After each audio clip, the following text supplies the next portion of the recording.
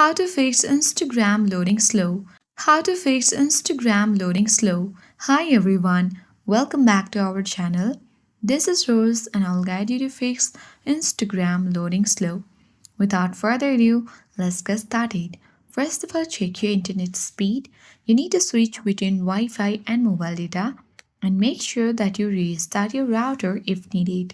Second step is to simply clear cache of Instagram.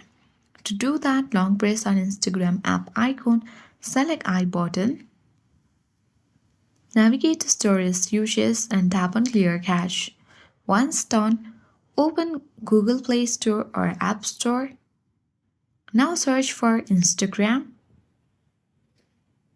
If there is any update available, tap on Update button and update to the latest version. Now check whether your Instagram issue has been solved or not. If not yet, you can uninstall and reinstall Instagram from App Store or Play Store. And with that, you will successfully fix Instagram loading so slow issues. I hope this guide was helpful. If it was, don't forget to like, share, and comment.